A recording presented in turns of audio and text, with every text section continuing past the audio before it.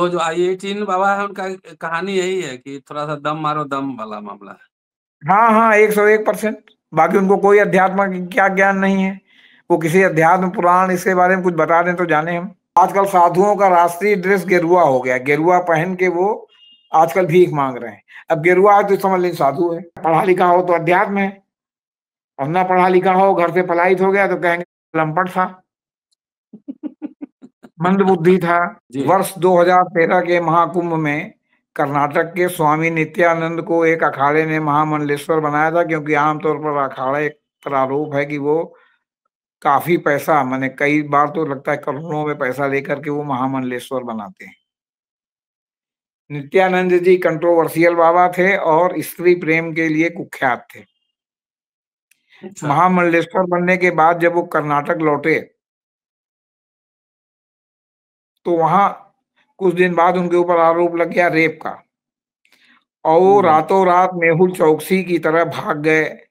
और भाग के जाके उन्होंने वेस्ट इंडीज के पास एक द्वीप खरीद लिया, कैला, और उसका नाम रखा कैलासा। वो कैलासा के इस समय स्वयंभू राष्ट्रीय अध्यक्ष है। लायक है ना नहाने लायक है। तो अब वो चमड़े वाले पर तो या परक्रांतर से मुसलमानों को दोषारोपण करने के बजाय अब क्या करें, तो चुप्पी साध गए। और अखाड़ों को इतनी सुविधा, इतना आर्थिक मदद, ये सब पिछले दरवाजे से सरकार द्वारा की गई है, और कि कोई बोल ही नहीं रहा कि पानी कैसा है, आचमन लायक है कि नहाने लायक है। समोसा की दुकान का 90 लाख रुपए दुकान को अलॉट करने में जो है मेला प्रशासन ने लिया है। तो कितना व्यापार करेगा, कितना का सामान बेचेगा और किस क्वालिटी का सामान बेचेगा। राजनीति करनी है तो राहुल प्रियंका को भी कुंभ खत्म होने के पहले आके यहाँ स्नान करना चाहिए, ताकि कोई ये ना कहे कि ये भैया ये हिंदुओं से अलग हो गए हैं।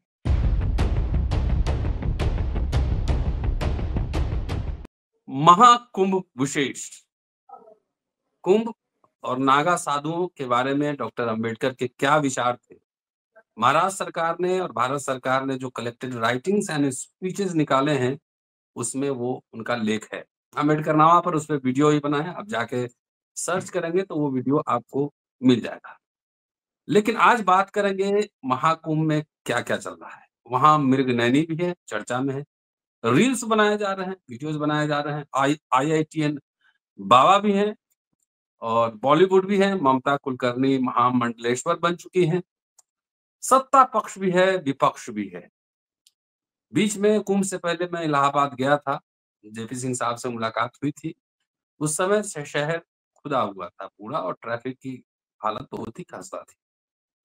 तो आस्था भी है वहाँ, राजनीति भी है, एंटरटेनमेंट भी है, तमाम पहलू हैं वहाँ पर। बड़े-बड़े नेता जा रहे हैं, टिप्पणी भी हो रही है, अखिलेश यादव गए हैं, ये पूरी योगी कैबिनेट कुंभ स्नान वहाँ पर किया, मीटिंग हुई। तो आखिर इलाहाबाद का क्या हाल है और कुंभ में क्या चल रहा है, महाकुंभ में क्या चल रहा है और शहर का क्या हाल है, आज चर्चा इसी विषय पर होगी। दोस्तों, रतनलाल बोल रहा हूँ और आप देख रहे हैं अम्बेडकरनामा। बहुत लंबे अंतराल के बाद जेपी सिंह साहब अम्बेडकरनामा में मौजूद हैं। कई कमेंट्स आ रहे थे कि जेपी सर कहाँ हैं, सुनना चाहते हैं। तो जेपी सर कुछ निजी काम में व्यस्त थे, मैं भी कुछ निजी काम में व्यस्त रहा पिछले कई दिनों से, इसलिए वीडियोज़ कम आए। लेकिन मैं भी थोड़ा-सा फ्री हुआ, जेपी सर भी फ्री हुए हैं। तो आज चर्चा करते हैं, चूँकि इलाहाबाद में खुद हैं, इलाहाबाद में बचपन बीता है जेपी सर का और तमाम समय वहाँ उनका बीता है। तो जो आस्था का जो बदलता परिप्रेक्ष्य है और जो कुंभ मेला का बदलता जो चरित्र है, मतलब परिप्रेक्ष्य है, उसको कैसे समझा जाए? क्योंकि इस बार तो बहुत चर्चा में, सब मीडिया में वीडियोज़, रील्स तमाम सब बन रहे हैं।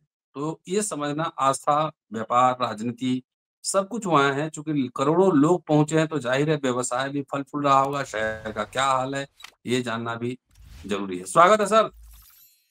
सर नमस्ते। जी, स्नान किए सर कि नहीं निजी, महाकुंभ में?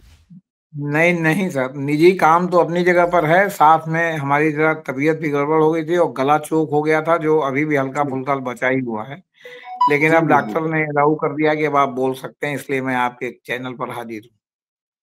आपको देखिए सर, आपको आपको आपको नहीं बोलने देना एक तरह से आपके लिए सज़ा है। हाँ हाँ जी, तो ये ईश्वरीय दंड है, अगर ईश्वर है तो, जिस जी, पर जी, मुझे जी। पूरा पूरा संदेह है। जी। अविश्वास की हद तक संदेह है। जी जी जी जी। बहरहाल देखिए, ये आस्था का कुंभ है, और आस्था जो ओरिजिनल बात में बता देता हूं, फिर जो है आगे मैं बताऊंगा। जी ये आस्था का कुंभ है, और आदिकाल से पता नहीं किसने 1 महीने के कल्पवास की व्यवस्था माघ मास में संगम की रेती पर गंगा जमुना के दोआब में, और अदृश्य सरस्वती के तेयाब कह लीजिए या दोआब कह लीजिए, क्योंकि दो आब जो है वो प्रत्यक्ष है, एक अप्रत्यक्ष है, उसके जी दोआब में कल्पवास की परंपरा थी। जहां तक इतिहास मिलता है वेनसांग और हर्षवर्धन का, वहां से थोड़ा इसका ऐतिहासिक चरित्र भी हो गया, बाकी तो कुछ पौराणिक चरित्र है, बाकी कब से हो रहा था इसकी सही सही जानकारी किसी को नहीं। मैं अपने सामान्य ज्ञान से ये बताता हूं कि जब हर्षवर्धन थे कन्नौज के राजा, तो उन्होंने कुंभ को, जो कल्पवासी थे, उसको एक मेले का रूप दिया। ये एक्चुअली मेला नहीं है, ये उस तरह का नुमाइश या मेला नहीं है जिस तरह का नुमाइश और मेला लगा करता है, जहाँ चाट की दुकान से लेके, मिठाई की दुकान से लेके, झूला से लेके सब कुछ रहता है। ये एक शुरुआती हिस्से में है, बाकी जो कुंभ का मेन रेती का क्षेत्र है, वहां सब धार्मिक मामला है। लोग कल्पवास करते हैं, और धीरे धीरे बड़े बड़े बाबा संत शंकराचार्य आने लगे, उनका कुटी बनने लगा, उनका जो है ऐश्वर्य का प्रदर्शन होने लगा, शाही स्नान, शाही मेले में प्रवेश वगैरह वगैरह की सब परंपरा कायम हो गई। सब ये बात की बात है, ओरिजिनल यहाँ के कल्पवासी ही माघ में हर साल रहते हैं, कुंभ लगे या ना लगे। अर्ध कुंभ 6 महीने पे लगता है, पूर्ण कुंभ 12 महीने 6 साल पे लगता है, 12 कुंभ 12 साल पे लगता है। और अर्धकुंभ की परंपरा केवल उत्तर प्रदेश में थी, हरिद्वार और प्रयागराज में। हरिद्वार अब उत्तराखंड में चला गया, तो समझ ली उत्तराखंड में हो गई, और प्रयागराज में। बाकी जगह केवल कुंभ लगता है, और बाकी कुंभ से थोड़ा अलग इसलिए हो जाता है क्योंकि बाकी कहीं कल्पवास का जो है वो मतलब नहीं है, परंपरा नहीं है। केवल प्रयाग के ही जो है, अच्छा ये भी नहीं है कि पूरे गंगा के किनारे कल्पवास की परंपरा हो, सिर्फ प्रयागराज में ही कल्पवास की परंपरा है। ये नहीं है कि हरिद्वार में भी कल्पवास होता हो और गंगा सागर में भी कल्पवास होता, पूरे रास्ते भर कल्पवास होता, वैसा नहीं। अब उसमें मेला घुस गया। मेले के बाद जब आजाद भारत की सरकार हुई, तो चूंकि हिंदुओं का बहुत बड़ा धार्मिक मेला था, जिसमें चारों शंकराचार्य अखाड़े वगैरह सब आते थे, तो उसका जो है वो धार्मिक के साथ राजनीतिक महत्व हो गया, उसमें व्यवस्था होने लगी एक परंपरा निर्वाह के नाम पर।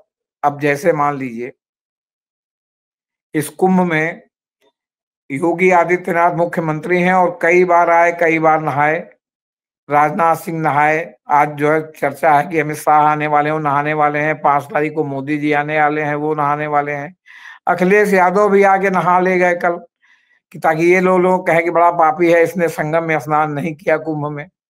और मैं तो आपके मंच से कहूंगा कि अगर राजनीति करनी है तो राहुल प्रियंका को भी कुंभ खत्म होने के पहले आके यहाँ स्नान करना चाहिए, ताकि कोई ये ना कहे कि ये भैया ये हिंदुओं से अलग हो गए हैं। क्योंकि अब ये सब भी दिखाने की बात है कि हम भी हैं, हम भी हैं, हम भी हैं। तो आप उसको चाहे साफ हिंदुत्व तो कहिए, चाहे व्यक्तिगत हिंदुत्व तो कहिए, चाहे व्यक्तिगत सनातन कहिए, कुछ भी कहिए। क्योंकि अब यहाँ ये है कि आपकी आस्था हो न हो, आप आगे स्नान कीजिए तभी जो है, नहीं तो ये तुरंत ब्रांड कर देंगे कि अरे बड़ा पापी है, इसने तो संगम में इतना कुंभ लगा, करोड़ों लोग आए और इसने स्नान ही नहीं किया। जबकि इंदिरा गांधी यहाँ कुंभ में ही आकर के उन्होंने सन 77 में इमरजेंसी उठाने और आपका चुनाव कराने की घोषणा की थी, और सारे विपक्षी नेताओं को मीसा से बिना शर्त रिहा कर दिया था कि इक्वल लिविंग फील्ड हो, पब्लिक हमको अगर सपोर्ट करेगी इमरजेंसी को तो हमको वोट देगी, नहीं हमको सत्ता से बाहर कर देगी। उत्तर भारत ने बाहर कर दिया, दक्षिण भारत ने उनको सपोर्ट किया था, ये भी हकीकत है। और 2 ही साल में इनके कार्यकलापों से इतना बोम बंग हुआ कि इंदिरा गांधी की 2.5 साल में वापसी हो गई। तो इंदिरा गांधी जी आती थी और वो शंकराचार्यों से जो है जो थे उनसे मिलती थी। अच्छा। एक आध बार सोनिया गांधी भी आई थी, वो भी शंकराचार्यों से मिलती थी। और अब जो है वो क्या कहते हैं, शंकराचार्यों में जो शंकराचार्य इनके मन माफिक नहीं बैठते उससे नहीं मिलते, अखाड़ों से मिलते हैं और से मिलते हैं, जबकि पौराणिक व्यवस्था ये है कि अखाड़े शंकराचार्य ने बनाए थे, उनके अधीन है। अखाड़ों के चाहे जितने बड़े महामंडलेश्वर हों, लेकिन वो शंकराचार्य से ऊपर, अगर जैसे पोप हैं आपके इटली में, मतलब कैथोलिक के सबसे बड़े धर्म गुरु पोप साहब हैं, वैसे हिंदुओं के सबसे बड़े गुरु शंकराचार्य ही माने जाते हैं। अब ये राजनीतिक रूप से आप किसी और को मान्यता दें, किसी और को बढ़ाएं तो बात अलग है। और ये इन्होंने किया था क्योंकि विश्व हिंदू परिषद ने एक विवादास्पद शंकराचार्य वासुदेवानंद को आगे किया था, वो इनके मंच पर बैठते भी थे। उनको सुप्रीम कोर्ट ने कहा कि नहीं, इनको छत्र और चमर का और शंकराचार्य के नाम का उपयोग का जो है अधिकार नहीं है, तो नहीं रहे। तो अब ये कभी आएंगे तो कभी निश्चलानंद जी से मिल लेंगे मुख्यमंत्री जी, कभी जो है वो श्रृंगेरी वाले शंकराचार्य के यहाँ चले गए। बाकी ये न द्वारिका पीठ वाले शंकराचार्य के यहाँ जाते हैं, न गोवर्धन पीठ वाले शंकराचार्य के यहाँ जाते हैं। द्वारिका पीठ को गोवर्धन पीठ कहा जाता है। गोवर्धन माने कृष्ण जी के से संबंधित पीठ। और ये ज्योतिष पीठ या ज्योतिर्मठ कहा जाता है बद्रीनाथ वाले को। उसके शंकराचार्य इस समय स्वरूपानंद जी के बाद स्वामी अभिमुक्तेश्वरानंद हैं, बहुत विद्वान व्यक्ति हैं। तो ये उनसे नहीं मिलते। ये अखाड़ों के साधु वो फुटकर साधुओं से मिलते हैं और मार्केटिंग वाले साधुओं से मिलते हैं, जिनका जो है वो साधु कम और उनका जो है प्रदर्शन का जो है ज्यादा। जैसे ये परमार्थ आश्रम के स्वामी चिदानंद से जरूर, परमार्थ निकेतन के स्वामी चिदानंद के यहाँ जरूर जाते हैं। बल्कि चिदानंद को तो 50 एकड़ जमीन मैंने एकदम मुफ्त में जो है संगम के उस पार अरेल में डेवलप करने के लिए दी गई है 90 साल के लिए। इस कुंभ के पहले उन्होंने अपना सब बोर्ड वोर्ड भी लगवा दिया इनके साथ, अपनी फोटो के साथ। मैंने 50 बोर्ड वहां लगे मिलेंगे आप। खैर, अब आइए कुंभ पर। जैसा मैंने पहले कहा कि कुंभ मूल रूप से कल्पवासियों का जो है वो है, और उनके लिए जो है मेला लगाया जाने लगा, जो मेला अब जो है पूरा व्यापारिक रूप ले चुका है। अब आप ये सोचिए कि कुंभ में अगर हनुमान मंदिर जो लेटे हनुमान जी इलाहाबाद के प्रसिद्ध है, उसके बगल का अगर जो है वो आपके मिठाई पूरी और आपके समोसा की दुकान का 90 लाख रुपए दुकान को एलाट करने में जो है मेला प्रशासन ने लिया है, तो कितना व्यापार करेगा, कितना का सामान बेचेगा और किस क्वालिटी का सामान बेचेगा। क्योंकि उसको तो अपना 90 लाख अलग उतारना है, सामान का पैसा अलग निकालना है, वर्कर का पैसा अलग निकालना है और प्रॉफिट और लेना है। तो आप इसी से अंदाजा लगा लीजिए कि कुंभ के व्यापारीकरण की क्या हालत है। दूसरा, ये हर कुंभ दर कुंभ अर्ध कुंभ मेला क्षेत्र का विस्तार करते जा रहे हैं। और आज की डेट में मेला अरैल से लेके और फाफा मऊ तक गंगा की रेती में बसा दिया इन्होंने। और धीरे धीरे कल्पवासियों को ये फाफा मऊ की ओर ढकेलते जा रहे हैं। देखिए, आपका यमुना और गंगा के दोआब में उसकी परंपरा है, और आप उस पार कि भाई गंगा बीच में बह रही तो उस पार जमीन निकली तो आपने रेती में वहां बसा दिया, वही फाफा मऊ में बसा दिया। जो आया उसको संगम जाने के बजाय आपने इतने रास्ते मोड़े कि उसको ले जाके गंगा में या जमुना में स्नान करवा दिया। लेकिन एक आपने ये भी बना रखा है कि जिस विश्वास के साथ आदमी डुबकी लगाता है तो भले अपने घर के कठौती में ही डुबकी लगाए, वो माना जाता है कि उसने जो है गंगा में ही स्नान किया, संगम में ही स्नान किया। ये भी आपके यहाँ परंपरा बना दी गई है ताकि आप असंतुष्ट ना हो, आपको लगे कि भाई हम तो उसी विश्वास के साथ नहाए, अब ये रविदास प्रशासन पर पड़ेगा कि उसने हमको कहाँ नहवाया। हाँ, आप बोल रहे थे, कुछ बोलिए। मैंने एक तो कल्पवास के बारे में हमारे दोस्तों को बता दिए क्या होता है। दूसरा, रविदास बहुत पहले कह चुके हैं, मन चंगा तो कठौती में गंगा जी। असली बात वही है सर।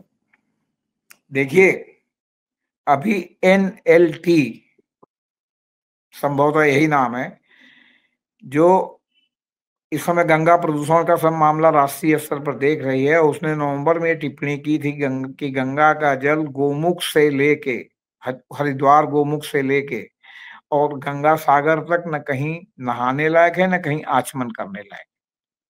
नवंबर में 24 में, अभी है जनवरी। तो जब उतने दिन में नहीं साफ हुआ तो 2 महीने में तो साफ होगा नहीं। तो मेला प्रशासन जो प्रयागराज में कुंभ लगेगा, ये लगेगा हर घाट पर ये बोर्ड लगाए कि गंगा का पानी आचमन करने लायक, नहाने लायक है कि नहीं। इसके बाद भी जो श्रद्धा से नहाना चाहे नहाए, उस पर कोई रोक नहीं है। लेकिन ये आपको जानकर आश्चर्य होगा कि क्योंकि उसका निर्देश सुझावात्मक होता है, तो वो कहीं लागू नहीं हुआ। आप गंगा के किनारे पूरे 12 किलोमीटर का जो है गंगा तट है, जाके देख आइए, जहाँ इन्होंने नहाने का घाट बनाया हुआ है, कि जहाँ एक जगह भी बोर्ड लगा हो कि गंगा का पानी कैसा है। नंबर 2, ये थोड़ा गंगा को शुद्ध करने के नाम पर नरौरा बांध से पानी जो है वो हर पर्व के 2 दिन पहले छुड़वाते हैं, ताकि पानी में कुछ शुद्धता हो जाए। पहले ये देते थे कि कानपुर के टैनरी मिलों से, चमड़ा मिलों से जो है पानी आ रहा है गंदा। अब तो एनएलटी जैसे राष्ट्रीय उसने कर दिया कि साहब वो जो है क्या कहते हैं, गोमुख से लेके गंगा सागर तक गंगा का पानी ना आचमन लायक है ना नहाने लायक है। तो अब वो चमड़े वाले पर तो या प्रकरांतर से मुसलमानों को दोषारोपण करने के बजाय अब क्या करें, तो चुप्पी साध गए हैं। और अखाड़ों को इतनी सुविधा, इतना आर्थिक मदद, ये सब पिछले दरवाजे से सरकार द्वारा की गई है, और कि कोई बोल ही नहीं रहा कि पानी कैसा है, आचमन लायक है कि नहाने लायक है। 2 लोगों ने जरूर कुंभ शुरू होने के पहले कहा था, स्वामी अवधेशानंद गिरी, जो जूना अखाड़े के आचार्य महामंडलेश्वर माने सबसे बड़े महामंडलेश्वर हैं, उन्होंने कहा कि गंगा के पानी का की शुद्धता और शुचिता अनिवार्य है। दूसरे स्वामी अवयुक्तेश्वरानंद ने एनएलटी की रिपोर्ट का हवाला देते हुए कहा कि इनको जो है रिपोर्ट जारी करनी चाहिए कि आज की तिथि में नहाने लायक पानी है कि नहीं। लेकिन वो सब नकार खाने में तूती की आवाज, क्योंकि वो गोदी मीडिया खा गई उस सब बात। तो गोदी मीडिया खा गई तो मेन मीडिया में है नहीं। थोड़ा बहुत अगर जो है सोशल मीडिया में आया तो जंगल में मोर नाचा किसने देखा, वहां भी इनका मैनेजमेंट है कि कौन सा यूट्यूब चैनल ये जो है ज्यादा दिखाते हैं और कौन सा यूट्यूब चैनल दिखाते ही नहीं, या इरिलेवेंट करके दिखाते हैं कि मतलब 10 दिन बाद जो घटना आज हुई, घटना आपने आपने आज जो है वो अपना वो बनाया, यूट्यूब का जो है वो प्रोग्राम बनाया और दिखाया उसको 15 दिन बाद या 7 दिन बाद या 8 दिन बाद, तब तक चिड़िया चुग गई खेत, बाकी लोग टापते रह गए। तो ये स्थिति है सर। कल्पवास ये है कि कल्पवास में 1 महीना आप एक प्रकार से हठ योग करते हैं गंगा के किनारे। गंगा की रेती जो नवंबर में जा करके बाढ़ के पानी से सूखती है, उसके ऊपर आप पुआल बिछा के या गद्दा बिछा, पुआल पर गद्दा बिछा के कि नीचे से ठंड नहीं आएगी, तो भी नीचे से ठंड लगती है। ये मैं अपना व्यक्तिगत अनुभव बता रहा हूँ। जी जी जी। तो क्योंकि मैंने उनका दर्द समझने के लिए बहुत पहले, जब रिपोर्टिंग में मैं नया नया था, नौजवान था, तो रात एक बार बिता के देखी थी कि यहाँ रात कैसे बीतती है। अब तो टेंट भी थोड़ा अच्छे टाइप के आ गए हैं। पहले जो टेंट थे ऊपर से भी ठंड गिरती है, नीचे से भी करती है, और आप जो घर में चड्डी बनियान, लुंगी बनियान, पैजामा बनियान या नंगे बदन सोने की आदत है आपको, आप यहाँ पूरा कपड़ा पहन के सोते हैं, इवन कि मोजा तक आप पैर में पहन के सोते हैं, तो भी ठंड लगती है। फिर है जो शास्त्रोक्त विधि से कि 3 बार आप स्नान करेंगे, सुबह, दोपहर, सूर्योदय के, सूर्यास्त के पहले, शाम को, सूर्योदय के समय, दोपहर के समय, शाम को। तो 3 बार उतने ठंडे पानी से नहाना गंगा के, मतलब समझ लीजिए बहुत जबरदस्त हठ योग है। फिर आप एक समय सात्विक भोजन करेंगे, तामसिक नहीं, सात्विक भोजन में बिना लहसुन प्याज के आप जो भी भोजन करेंगे करेंगे, बैगन नहीं खाएंगे, इस तरह की जो आपकी तामसिक, मसूर की दाल नहीं खाएंगे, उड़द की दाल नहीं खाएंगे, और शाम के समय या तो आप केवल दूध ग्रहण करेंगे या कुछ फलाहार जो आप खा सकते हो, सिंघाड़े का हलवा बना के खा लीजिए, सिंघाड़े के आटे की पूड़ी बना के खा लीजिए, वो भी सेंधा नमक के साथ, वो अपने नमक के साथ नहीं। ये पूरा 1 महीना आप पौष पूर्णिमा से माघ पूर्णिमा तक ये करते हैं, और फिर जाते समय जो आपके पास है उसको दान करके, कुछ दान का बकाया लगा के, जो है क्या कहते हैं, आप जाते हैं, जो लोग बाद में जाके जब फसल हो जाती है तो आपके यहाँ से चावल गेहूं उनके पंडों के नुमाइंदे जाके ले आते हैं, जितना आप कह रहे थे उतना उनको तौल के वहां दे देते हैं दान का। तो ये दान और उसका महत्व है। और किसी जमाने में ये भी कर्मकांड बना दिया गया था कि आप यहाँ अपनी अगर पत्नी का दान करते हैं तो आपको अगले जन्म में वही पत्नी मिलेगी। तो इसका महत्व तो सिर्फ एक कागजी है कि आपने यहाँ दान किया और आपने पैसा दे के उसको खरीद लिया। उसी तरह जैसे गाय दान, अगर आप एक गाय खरीदें तो 10-20 हजार, 25 हजार, 30 हजार, 40 हजार की है, लेकिन आप 11 रुपए में भी जो है वो मंडी जी संकल्प करा के पूंछ पकड़ा के गाय दान करा देते हैं, बिना पूंछ के कुसा पकड़ा के आपको गाय दान करा देते हैं। उसी तरह पत्नी दान का भी था, लेकिन अभी सब खत्म हो गया है। अभी भी कोई करता कोई हो नहीं तो मैं करता इसके बारे में, होगा। अभी हम कोई मतलब फर्क इसके नहीं। बारे में स्पष्ट नहीं है। मतलब ये सब प्रतीकात्मक है। जी, एक जमाने में था कि यहाँ किले में एक अक्षयवट वृक्ष है, जो कि मतलब कहते हैं कि पता नहीं कितना पुराना है, कभी सूखा ही नहीं। पहले लोग जाते थे तो जाने के बाद वहां उसकी डाल पर चढ़ के ऊपर जा करके वो यमुना में कूद जाते थे। मैंने इसका भी इतिहास है कि बहुत लोग इसमें यहाँ प्राण दान कर अपना प्राण त्याग करते थे और ये कहते थे कि यहाँ मरने के बाद सीधे मोक्ष मिलेगा। इसको रोकने के लिए अंग्रेजों ने उसको जो है चारों तरफ से गेट लगवा के किले के भीतर है, चूंकि आर्मी बेस वर्कशॉप है, उसको रोक दिया। वहां सामान्य जन को उस तरह जाना या पेड़ पर चढ़ना वो सब अलाउड नहीं है। तो एक जमाने में यहाँ ये भी होता था। फिर एक जमाने में परिक्रमा की व्यवस्था थी। अब लोगों का पैदल छूट गया है तो प्रशासन ही 15 किलोमीटर 20 किलोमीटर एक ओर से चलवा देता है, तो परिक्रमा क्या करेंगे। वरना परिक्रमा की भी परंपरा थी कि 12 माधव थे, 12 माधव के लोग परिक्रमा करते थे। तो ये स्थिति है और पौराणिक है और मोक्ष की कामना से लोग ऐसा करते हैं। और 12 साल जो करता है लगातार करता है, एक मतलब जब भी शुरू करेगा तो 12 साल करेगा, क्योंकि 12 साल पे एक बार कुंभ लगता है। वो कभी से कभी 12 साल करता है। कोई जरूरी नहीं कि एक कुंभ से शुरू करे और या कुंभ के अगले साल से शुरू करे और 12वें साल खत्म करे। ये आपकी इच्छा के ऊपर है। फिर अंतिम दिन लोग जो है वो पूजा पाठ करके सत्यनारायण की कथा सुन के और छोटे मोटे स्तर पर जिसका जो हैसियत हो भंडारा करके चले जाते हैं। यहाँ के मेला के मुख्य सूत्रधार प्रयागराज के पंडे, या उनको प्रयागवाल कहा जाता है, वो हैं जिनके पास अपना टेंट अपनी सब व्यवस्था है, जो यात्रियों के रुकने और उनकी सारी व्यवस्था करते हैं। यहाँ तक कि वो उधारी व्यवस्था भी कर देते हैं। ये नहीं कि आप क्या पैसा बात है। लेके आएंगे तभी पंडा अपने यहाँ जगह देगा। आप जो है वो क्या कहते हैं उनको, और पंडे भी पूरे देश भर के क्षेत्रवार हैं कि ये यहाँ के पंडे हैं, ये यहाँ के पंडे। लोग अपने अपने पंडे के यहाँ जाते हैं, उनके पास पूरा सजरा है आपके 10 पीढ़ी का। जो लोग इलाहा प्रयागराज में आके स्नान किए हैं उनका है, जैसे हर जगह की तीर्थ स्थानों में। रामेश्वरम में मैं स्वयं गया हूँ अपने पिताजी के साथ, तो वो भाई पंडा प्रेमी थे। और मैं जब अपने से गया तो मैं बिना पंडा के, तो पंडा प्रेमी थे। तो पता चला हमारे 10 पीढ़ी का इतिहास वहां लिखा हुआ कि फलाने आए थे, फलाने आए थे, फलाने आए थे। बहुत लोगों का तो नाम भी मैं नहीं जानता, वहां पहली बार जाना कि हमारी पीढ़ी के जो है पूर्वज थे हमारे। ये लड़कपन की बात है सर। जी, जी, जी, तब जी। मैं तब मैं एकदम बिल्कुल मतलब चाइल्ड था, पहली बार जब गया था। इसी तरह पुरी में भी है, पुरी में भी पंडे के यहाँ पूरा इतिहास है। बद्रीनाथ में भी पंडे के यहाँ पूरा इतिहास है। आपके बैद्यनाथ धाम जो आपके झारखंड में चला गया बिहार से, वहां भी पंडे का पूरा इतिहास है। मथुरा वृंदावन में भी पंडे का इतिहास है। हर जगह, प्रयागराज में भी है, उज्जैन में भी है, सब जगह है। वहां पर अब हम ही गए, मान लिए गए और हम अगर पंडा के यहाँ चले गए तो वहां हम नोट हो गए कि हमें आए, हमारे पहले वाला कोई गया हो ना गया हो। और जब पंडो पंडो की लड़ाई हुई कि आपने हमारे यजमान को ले लिया, आपने हमारे यजमान को ले लिया, जिसमें खून खच्चर भी हो जाता है, हत्या भी हो जाती है। वहां बाकायदे रजिस्टर खोला जाता है कि किसके रजिस्टर में सबसे पुराना दर्ज है, वो उसका ओरिजिनल पंडा माना जाता है। तो लाइक। ये सब व्यवस्था है। लेकिन प्रयागवाल ने काफी जो है आपके जो असली कल्पवासी तीर्थ यात्री हैं वो उन्हीं को कहते थे कि हमारे लिए व्यवस्था कर दीजिए। वो अपने यहाँ उनकी श्रद्धा अनुसार एक टेंट में 4 लोगों को या एक टेंट में एक परिवार को रुकवा देते हैं। जो उनका कमी बेसी होता है उसको वो पूरा करते हैं। बाकी आपका प्रावधान यही 3 बार वाला, और सब मोक्ष की कामना से होता है, अगर आप मोक्ष प्राप्त करना चाहते हैं तो। जी। सर। अब आइए इस व्यवस्था पर। इस बार जी, का महाकुंभ 2027 के विधानसभा चुनाव के मद्देनजर मतलब भव्य और दिव्य बनाने का प्रयास योगी सरकार ने किया है। लेकिन योगी सरकार के अधिकारी यहाँ योगी जी की मंशा पर पलीता लगा रहे हैं। उन्होंने मेला कैसे? के घुसने वाले क्षेत्र और संगम के पास दिखाई पड़ने वाले क्षेत्र का तो पूरा विकास किया है।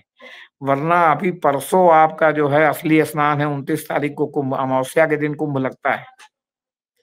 अमावस्या का दिन आ गया माने 15 दिन मेला पूरा हो गया, हो जाएगा परसों आधिकारिक जी, रूप से 16 दिन। और उसके 3-4 दिन पहले से लोगों ने आना शुरू कर दिया है, जो कलवासी हैं बेचारे, कि भाई भीड़ होगी, पता नहीं पहुंच पाएंगे नहीं पहुंच पाएंगे। अभी कई सेक्टर ऐसे हैं जहां ठीक से पानी की व्यवस्था इन्होंने नहीं की है। आप सोशल मीडिया पर देखेंगे तो भरा हुआ है। दूसरा जो है, इन्होंने 15 से 25 किलोमीटर पैदल चलवाने की व्यवस्था की है, सब ट्रैफिक का जो है वो करके, और दिखाने के लिए कहा है कि 300 शटल बसें हैं कि जहां आप उतरेंगे, जहां गाड़ी आपकी रोकी जाएगी, तहां आप शटल बसों से मुफ्त यात्रा करेंगे। वो मुफ्त यात्रा क्या है कि मेले से 5 किलोमीटर, 7 किलोमीटर, 10 किलोमीटर दूर किसी स्थान पर ले जाके आपको उतार दिया जाता है, वहां से फिर आप 11 नंबर की बस, यानी दोनों पैर के सहारे अपनी गठरी मोटरी अपना बैग लाद के, 1 दिन के लिए आए तो, 3 दिन के लिए आए हो तो, 30 दिन के लिए आए तो जाइए। कोई गाड़ी वाहन मेला में नहीं घुस पाए। मेले की ये व्यवस्था है कि एक बार मेले में आप जो है यहाँ शास्त्री पुल पे चढ़ के देखिए तो आपको भीड़ दिखाई ना पड़े, पड़े या ना पड़े। लेकिन मेले के जितने एंट्री पॉइंट इलाहाबाद शहर से हों, गंगा पार से हों, जमुना पार से हों, वहां इतनी भीड़ इन्होंने वाहन और लोगों की लगा रखी है जानबूझ के, ताकि लगे कि मेला जो है वो हजारों का मेला करोड़ों में हो गया। और अब जब लाखों लोग 29 को नहाने आएंगे तो ये पता नहीं दिखाएंगे कि 140 करोड़ ने नहा लिया, तो कोई ताजुब नहीं। और बाकी आप प्रयागराज आए थे और मेरा घर रेलवे स्टेशन के पास है, लेकिन आप ये जान लीजिए कि हम लोग एक प्रकार से हाउस अरेस्ट हैं, क्योंकि प्रयागराज रेलवे लाइन, जो मेन रेलवे लाइन है, उसके 2 ओर बसा है। रेलवे लाइन के आपके दक्षिण पश्चिम में शहर पश्चिमी और शहर दक्षिणी क्षेत्र पड़ता है, और रेलवे लाइन के उत्तर में शहर उत्तरी क्षेत्र पड़ता है। सारे ऑफिसेस, कलेक्ट्रेट, हाई कोर्ट, जितने सेंट्रल गवर्नमेंट के ऑफिसेस, स्टेट गवर्नमेंट के ऑफिसेस, 99%, 95% सब जो है शहर उत्तरी साइड में है। शहर के विकास के साथ जैसे दिल्ली में चारों तरफ पुल से लोग जो है तमाम जगहों से जुड़े हुए हैं, वैसे यहाँ जो है शास्त्री पुल और नैनी पुल से, नैनी से जसरा के इलाके तक, और इधर शास्त्री पुल से आपके इधर नवाबगंज सोराव होते हुए हड़िया के इलाके तक के लोग जुड़े हुए हैं, जो रोज आते जाते हैं अपने जीविकोपार्जन के लिए या अपने दैनंदिन कार्यों के लिए। आपने कुल कल्पवासियों के चक्कर में उनके हितों का ध्यान नहीं रखा, उनके दैनंदिन कार्यों का ध्यान नहीं रखा, और आपने छुट्टी भी नहीं की। हाँ, ऑफिस में इतनी लीनियंसी है कि कोई देर से पहुंचा तो गैर हाजिरी नहीं लगती, लेकिन पूरा शहर नागरिक सुविधाओं से वंचित हो गया है आज। और सबसे बड़ी सुविधा है कि आपके फ्री मूवमेंट करने का जो है सारा वो जो है वो भीड़ के नाम पर जो है प्रतिबंधित कर दिया गया है। एक प्रकार से आप सेमी हाउस अरेस्ट हैं। आप पैदल चलने की क्षमता रखते हो तो संगम भी चले जाएंगे, लेकिन अगर आप मेरे जैसे विकलांग हो 50% से अधिक, तो आप अपने घर में टीवी और सोशल मीडिया पर बैठ के, या दोस्तों का जो आपका जो है वो जो वीडियो संदेश आता है उससे देखें कि मेले में क्या भीड़ है, क्या है, कहाँ कौन परेशान है, कहाँ कौन परेशान नहीं है। जी तो आपके घर जाने का अगर बिहार से कोई आना चाहे तो नहीं पहुंच पाएगा? नहीं, बिहार से आना चाहे तो इसलिए पहुंच जाएगा कि रेल इलाहाबाद जंक्शन स्टेशन पर उतरेगा तो हमारे यहाँ आ जाएगा। नहीं नहीं, कार से, कार से। नहीं, अंदावा में कार रोक दी जाएगी। अच्छा हाँ, एक और भी बात है, एक बार यूपी हम्म, 70 इलाहाबाद का नंबर है, उसके हम्म। नंबर की गाड़ी को तो एक बार हो सकता है दाहिने बाएं कहीं से किसी आपके घर गंगा की तरफ से यहाँ नहीं मिला तो फाफा मऊ की तरफ से आ जाएगा उधर से। लेकिन अगर आपका दूसरे स्टेट का नंबर है या दूसरे आपके प्रदेश का नंबर है, अपने प्रदेश में दूसरे जगह का नंबर है, तो जल्दी वो प्रयागराज में मेले के एहन मौके पर 2 दिन 4 दिन पहले से जब भीड़ होने लगती है तो गाड़ी उसकी हो सकता है बाहर है रोक दी जाए और कहा जाए भैया शटल बस खड़ी है, आप उससे बैठ जाओ। अब शटल बस से जो बैठ गए तो बस चलाने वाले और जो उसमें कंडक्टर टाइप के हैं जिनको निःशुल्क ले जाना है, वो आपसे 30-30 रुपया लेने लगे तो हम नहीं जानते।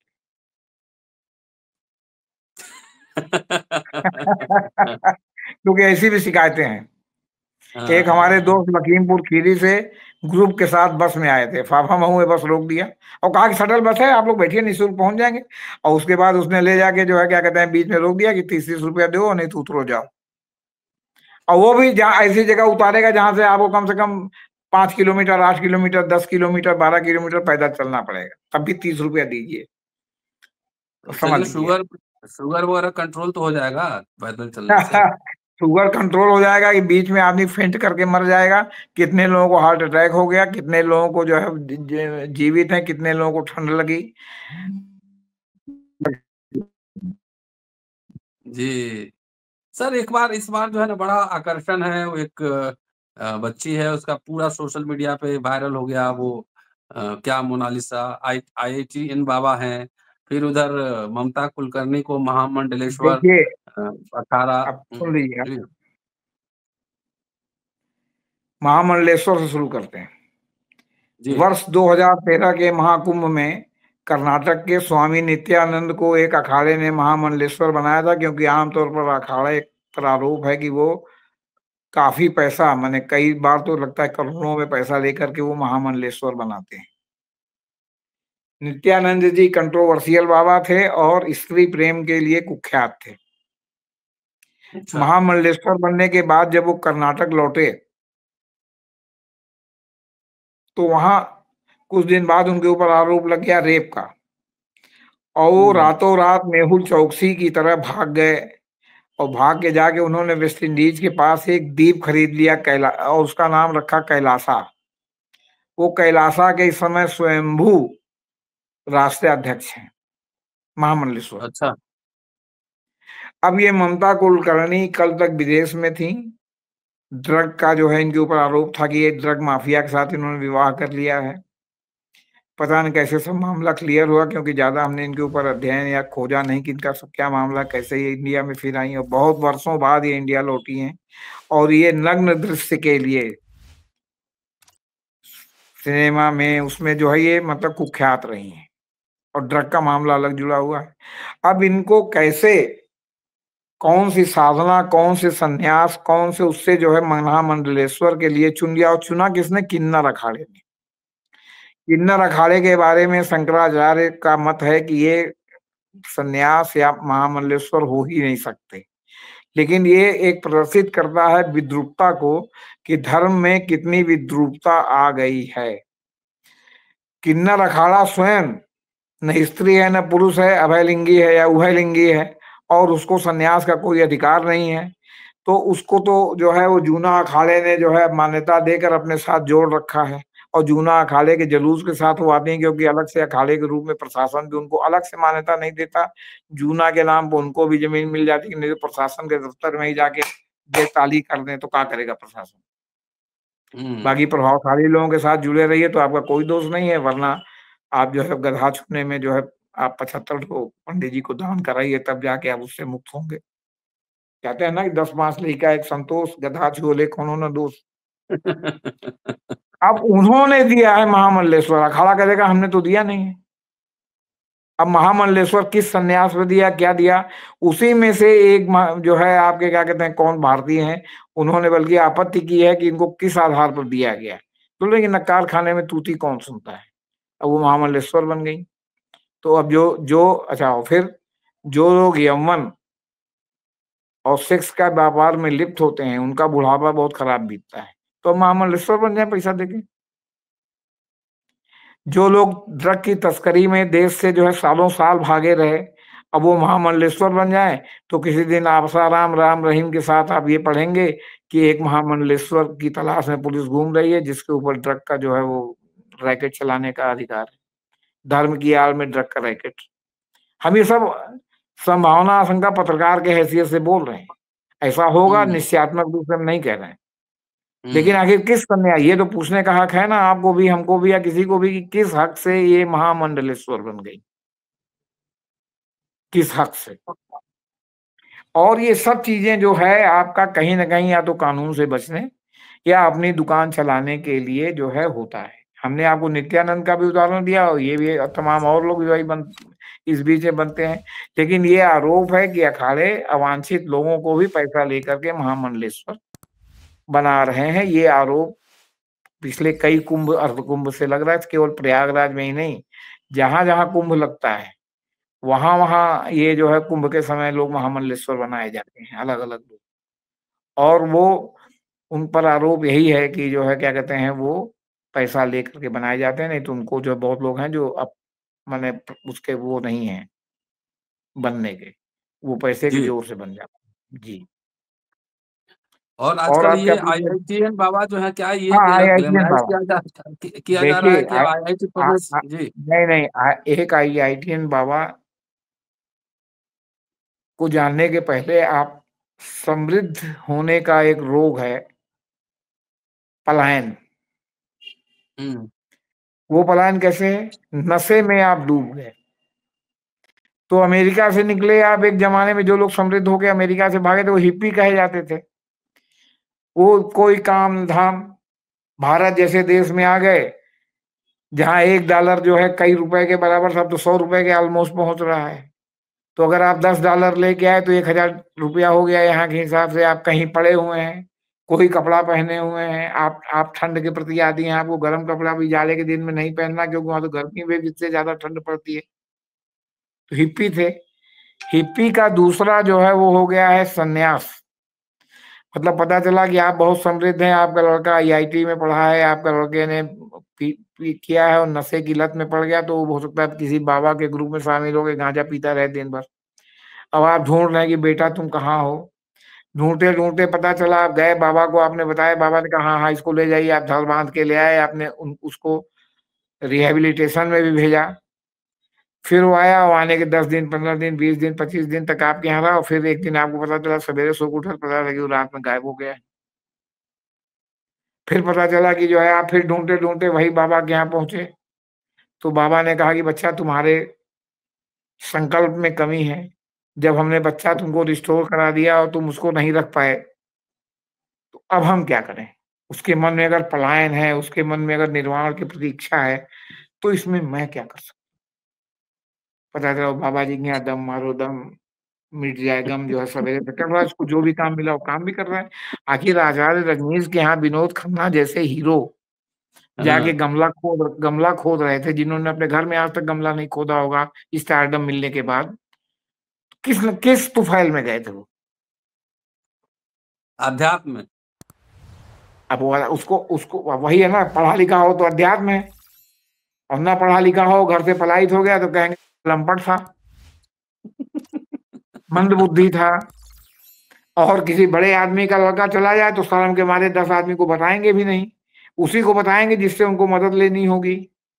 जैसे कई केस हम ही जानते हैं, क्योंकि हमसे मदद लेनी थी, रिहेबिलिटेशन में लखनऊ में भर्ती कराना था, ये कराना था, उसका उनको मालूम नहीं था, हम बताने वाले थे तो उनको मालूम हो गया। यही इलाहाबाद एक का कई बाबा ने केस। कहा, तो एक अब उसके आई बाद वो अच्छा, वो मान लीजिए किसी यूट्यूबर से टकरा गया, तो आजकल तो लोग एक दिन में प्रसिद्ध होने के लिए कैमरा लेके, वो मतलब मोबाइल में कैमरा हो गया है, पूरे मेला क्षेत्र में मक्खी की तरह भिन भिना रहे हैं। उनको साधु कम भिखारी और ओरिजिनल साधु में ही अंतर नहीं मालूम। गेरुआ, अच्छा आजकल साधुओं का राष्ट्रीय ड्रेस गेरुआ हो गया, गेरुआ पहन के वो आजकल भीख मांग रहे हैं। अब गेरुआ है तो समझ लें साधु है।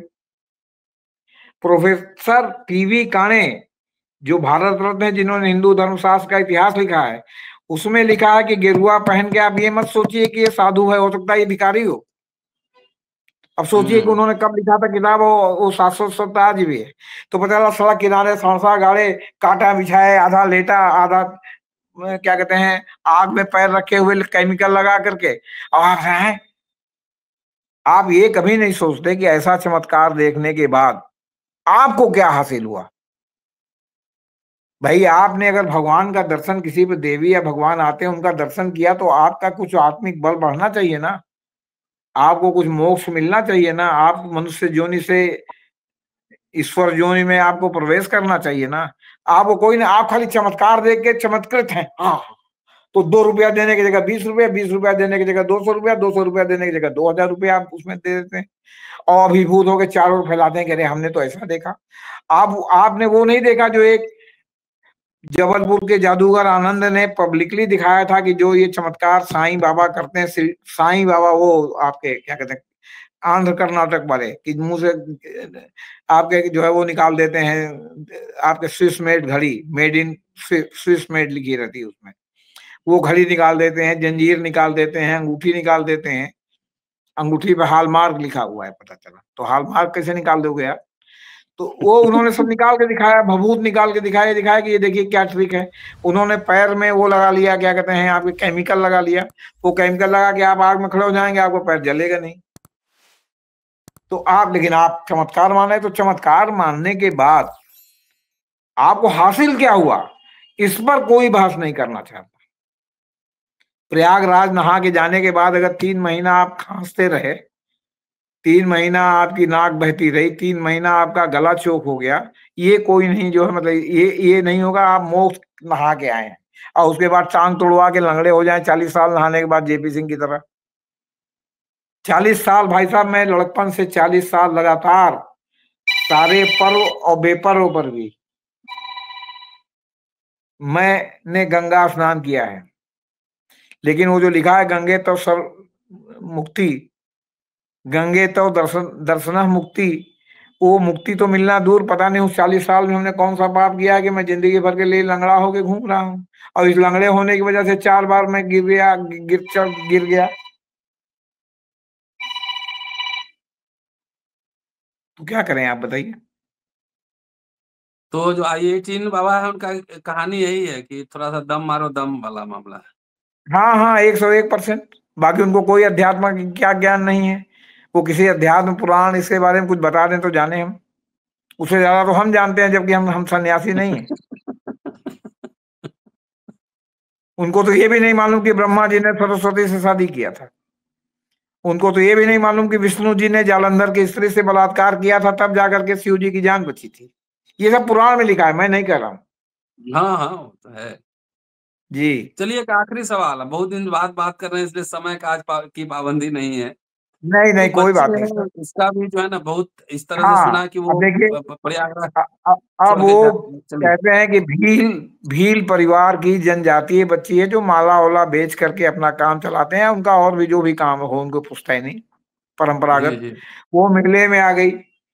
अब वो देखने में बहुत खूबसूरत है, हम्म। आंखें उसकी बहुत मृगनयनी है, तो मोनालिसा नाम भाई लोगों ने रख दिया। और ये सोशल मीडिया से शुरू हुआ और बाकी लोग लपक लिए कि कहाँ मोनालिसा है, कहाँ मोनालिसा है। और मोनालिसा को किसी ने देखा नहीं, उसकी तस्वीर देखी, हम्म। पेंटिंग देखी है, हम्म। पिकासो की पेंटिंग है मोनालिसा। विकास।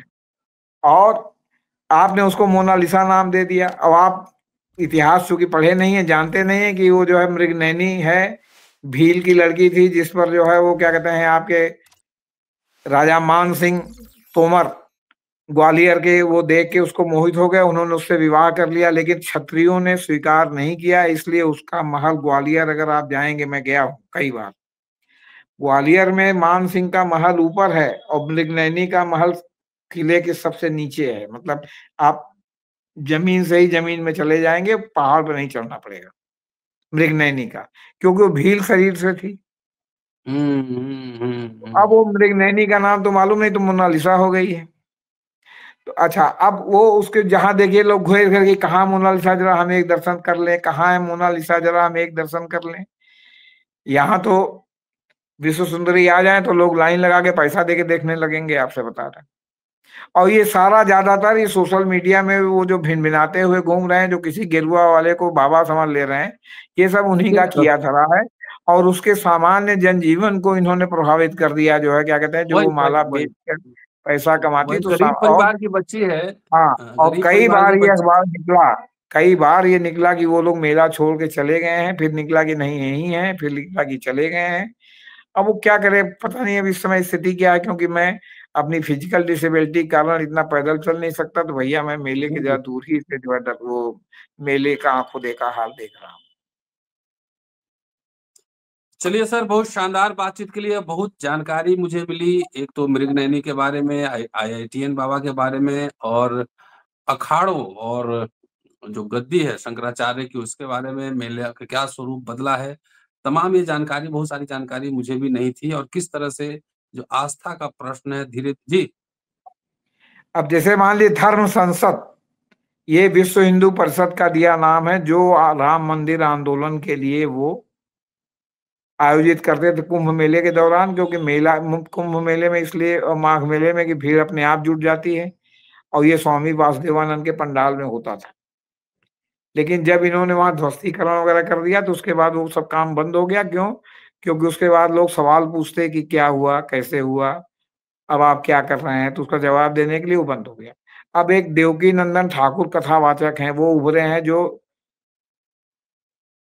बोर्ड बनाना चाहते हैं, हिंदू धार्मिक बोर्ड या सनातन बोर्ड, उसके लिए आंदोलन चला रहे हैं। और उन्होंने सब छोटे छोटे बाबाओं को मिला के एक धर्म संसद कर लिया।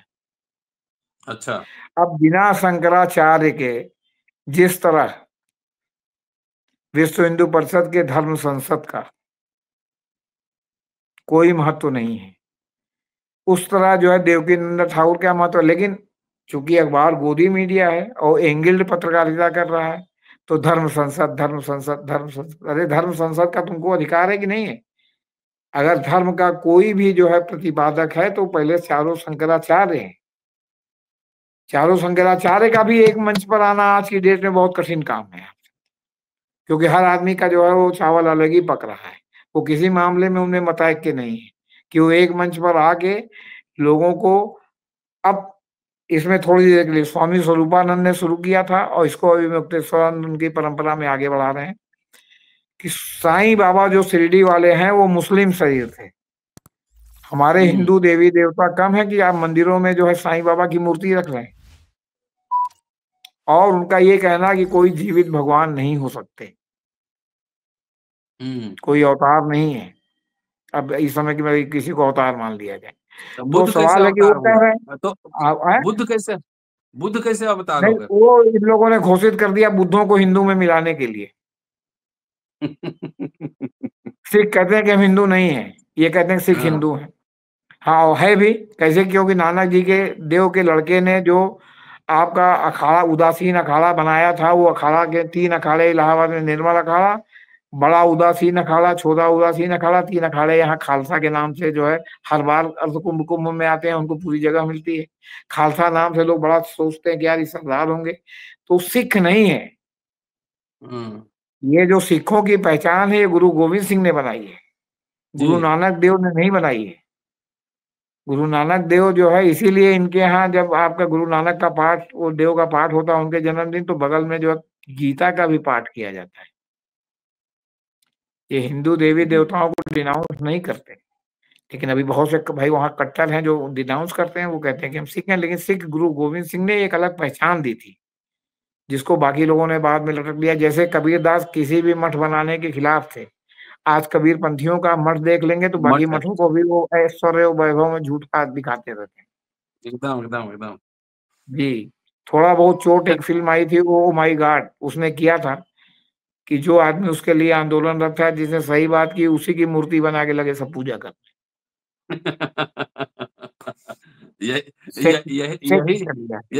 यही लीला है। यही लीला नहीं है, इसके आगे है, समझ लीजिए। अब जैसे मान लीजिए कि आप रतन लाल अपना नाम लिखते हैं और आपका लड़का है, उसका नाम मान लीजिए शिवेंद्र है, थोड़ी देर पे तो शिवेंद्र रतन। अब उसका लड़का जो पैदा हुआ उसने भी अपने नाम के आगे रतन, अब रतन एक नाम हो गया, मैंने समझ लीजिए कल्ट हो गया, कल्ट हो गया, आप समझ लीजिए। तो ये सब भी इस समय सिस्टम चल रहा है। एक हमारे दोस्त है महमूद हुसैन, उनका लड़का है तारिक, तो तारिक महमूद, आसिफ महमूद, कासिम महमूद, 3 लड़के हैं, सब महमूद हो गए हैं। अब हो सकता है उनके लड़के भी आगे महमूद चलावे कि भैया महमूद के खानदान। जी जी जी। चलिए, शुक्रिया सर, बहुत शानदार बातचीत के लिए, और अब जेपी सर से बातचीत होती रहेगी। अगला एपिसोड जब चर्चा करेंगे तो उत्तराखंड में यूसीसी लागू हो गया है, यूसीसी के क्या है मायने, कई एपिसोड्स कॉन्स्टिट्यूएंट असेंबली से और अंबेडकर के विचारों को लेकर अंबेडकरनामा में बन चुका है, लेकिन क्या है उत्तराखंड में खास बात, इसमें चर्चा अगले एपिसोड में जेपी साहब से करेंगे। पूरा वीडियो देखिए, शेयर और सब्सक्राइब करते रहिए। शुक्रिया सर, थैंक यू। नमस्कार सर, नमस्कार।